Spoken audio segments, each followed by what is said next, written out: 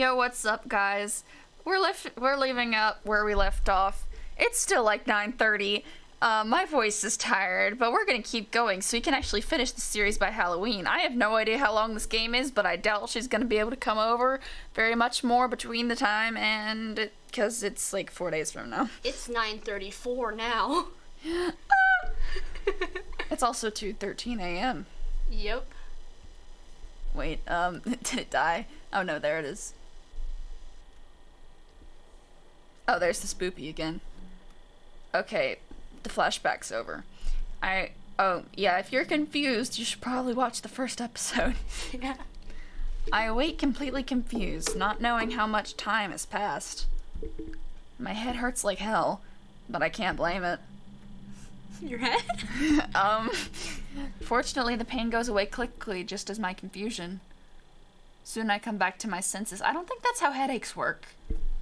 'Cause I've passed out before. Like, I've blacked out before. Your headache continues for a while. But this is spoopy unconsciousness. It's not normal unconsciousness. They're not allowed to have pain. They have a story to get to. Yeah, basically. My flashlight is lying on the ground, shining towards the empty air. Oh no, you're gonna waste the batteries. Ugh. Should have turned it off before you passed out of them. I immediately pick it up. It was my only protection against the darkness that surrounds me. Then I remember that Stephen and Alfred were with me. Stephen? Alfred? Can you hear me? No. Without thinking, I scream their names in the dark while trying to find them with the flashlight, but there is no trace of them. They are gone. Where the hell are they? And what the heck just happened? I thought they used hell and then just transferred to heck. What the heck? Just happened. I really don't understand anything. Oh no. Definitely gonna have to put a warning on this Oh one. dear. We should have stayed at home. I'm just gonna do it and put a warning on this. Sugar honey iced tea. Sugar honey iced tea. No, we have to do it because it's a quote. Okay. I'm just gonna have to put like a warning on this one. Shit, we should have stayed at home. This is not a proof of courage. We could be in danger. I have to find them. It's the same time as it's been. 2:19 a.m. Little time has passed since I started to look for my friends. Actually, none has passed. And I already can't stand this place. I'm going crazy in this forest. The darkness that covers it is unnatural. It's the darkness that steals your own sanity, replacing it with anxiety. To make it worse, the air is damp and cold as the winter, carrying a strong, rotten smell. As if it were corpses of animals hidden throughout the forest. The atmosphere in this place is oppressive. With every step takes you, makes you more uncomfortable. Since I started to look for my friends, I felt that something was watching me, but there is nothing. I sigh with my voice full of frustration. I just want to get out of here. I continue walking, devoid of any hope. No matter where I look or how much I walk, I find nothing. I cannot even hear the sounds of animals. Rather, it seems that they are already dead and rotting. Wow, quite a positive boy, aren't you? No, I have to calm myself. I said to myself, stop for a moment to rest. I breathe deeply, but the rotten air of this place does know me no... Does know me no good? Does me no good. Immediately, I start to cough as if I had something struck in my throat. Shit! What am I going to do? This cursed forest seems endless. Well, now there are a lot more curses in this forest, aren't there? And even if by a miracle I could escape, I cannot abandon Stephen Alfred. I'm being too loud, aren't I? You just yelled swear. I'm really screwed up. Again, I sigh, feeling the verge of tears. My frustration is building up, and I have to do my best to keep calm. If I fall into despair, then there's no doubt I will be joining the list of missing persons. In the end, I decide to keep walking. Step by step, I should get somewhere. At least I was convinced that staying in the same place would not do me any good. Even if it was only to deceive myself feeling that I am doing something, I want to continue walking. Time passes without any changes. Only the sound of my footsteps can be heard. Knowing that as soon as you stop, you will be surrounded by a dead silence is a good incentive to keep walking. But my legs were already hurting. Suddenly, I hear a crack at my feet. Instantly, I take a step back and look below to see what made that sound. What is this? What's this? It's white things in here. What's this? There's white things everywhere. What's this? The music, I don't remember the words. No, Jack, this isn't fair. I know all the words. It's like, everybody seems so happy. Have I possibly gone happy? Wake up, Jack, this isn't fair. What's this? Okay. I whisper to myself, surprised, discovering that I had stepped on an animal bone. Dun dun dun. I believe that it is a form of from an animal, although I do not rule out the possibility that it belongs to a person. But for my own good, I do not prefer to think about that. An expression of anguish is drawn on my face. It is best to ignore it. I have to keep walking. Suddenly, my flashlight reveals something. Without hesitation, I point towards there again. It's the cat. That darn cat. Is it dead? Only to realize that with surprise it's the white cat. The one from before which made that awful meow, but this time it was lying on the ground. It appears to be fainted and is wounded. Where? Its eye is black, I think. It has pink eye. Then what should I do? Choices! Pick her up, don't ignore her. And then you get death diseases from the dead cat that you just picked up. It's not dead. But what if it is? It is best to continue without waking her. The cat is dangerous. It's her fault I ended up in this place and my friends are missing. You should listen to this music. Oh, sorry. It hurts my ears. Wait, I chose to pick her up and it's saying you can't? There aren't any real choices in dating sims.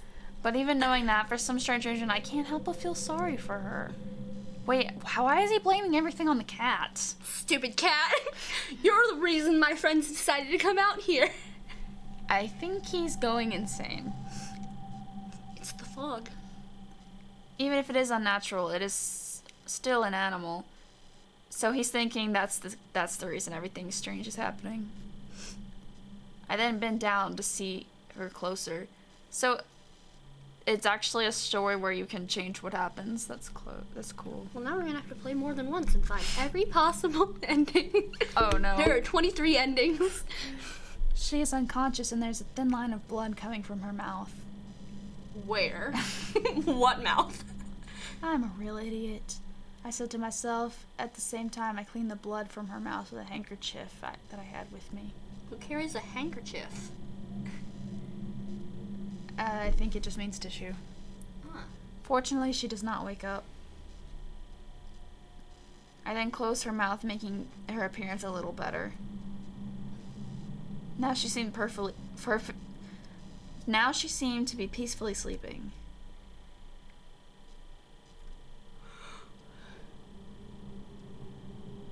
After a long sigh, I decided to pick her up carefully.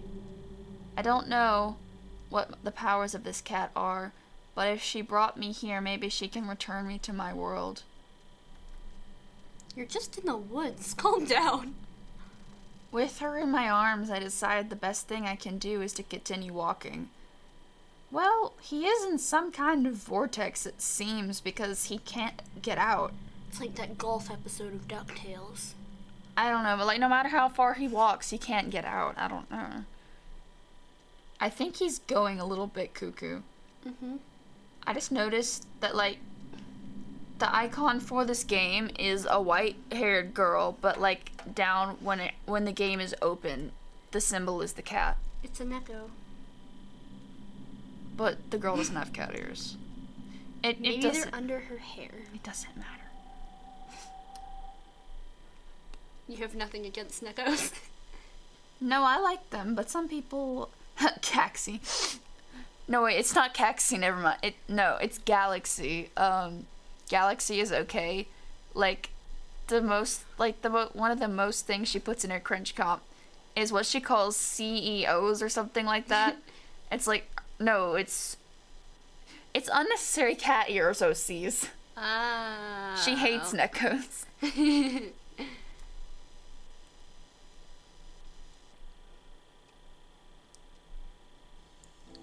Again, I find myself in the dark forest walking aimlessly. So is this really going to change the story at all? I hope so. Only moving forward, but I didn't seem to be getting somewhere. Okay, yeah, it does change it. In my arms, I carry the cat, which is sleep sound. In my arms, I carry the cat, which sleeps soundly. Come here. Here you'll be safe. Does that say voice? Yes. A voyeur. I suddenly stopped. It was probably easy to see the disbelief on my face at that moment. It's that voice again. I whispered to myself with no one to listen to me. Shortly after I found the cat, a mysterious voice appeared in my mind. It is a feminine voice, soft and gentle, as if it belongs to a princess from a fairy tale, but I can't trust it. Am I really going crazy? Or is this forest that doesn't make any sense? I don't know, but I don't like any of the two options. If he ever does get out of here and tries to tell this to anyone, he's gonna be sent to the insane asylum, even if he's not. Probably. I then feel the cat move in my arms. I actually had a story like this, where the cat, in her, like, while he was dreaming, I was writing a story, I never finished it, but the cat could speak to her in her dreams. It's a Steven cat. Anyways, this is what that's reminding me of. I think the cat is talking to him. Wow, how unexpected. I look down at her confused, just to see how she opens her red eyes suddenly. I become quiet at that instant. For a moment, the two stayed motionless, staring into the eyes of the other. The red eyes of the cat are disturbing to me, but also there's something fascinating about them, something that attracts me. You should never stare at an animal of, in a predator in the eyes, because it will make it have a predator-prey reaction, and it'll attack you. I lose myself in her eyes as if hypnotized, until suddenly she jumps with the intention of scratching. I told you. Oof. My reflex is pushing her. At the same time, I jump back, turning my head to dodge her claws. I manage to dodge her attack, but in the process I drop my flashlight. I panicked and act clumsily.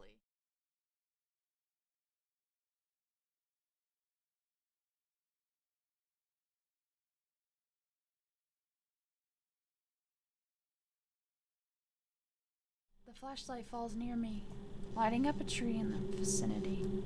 As soon as it left my hands, I remember how dense the normal darkness is. I quickly pick it up, not even thinking before taking action.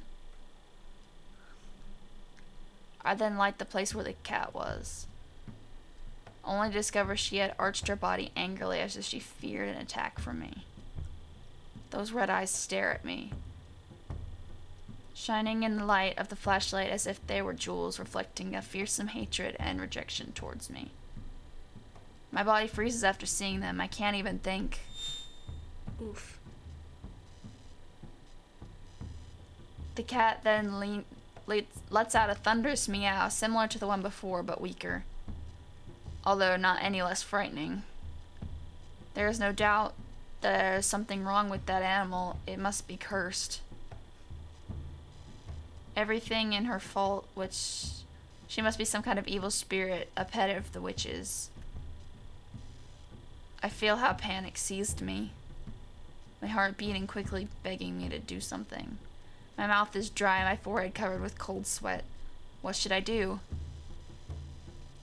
Escape from the rat. Confront? It says cat.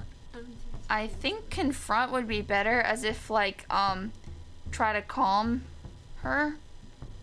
And then it'll turn into a dating sim. I don't know. No, I should not despair. I have to calm down and think carefully about what I should do. Yeah, if you run, that also triggers predator-prey instincts.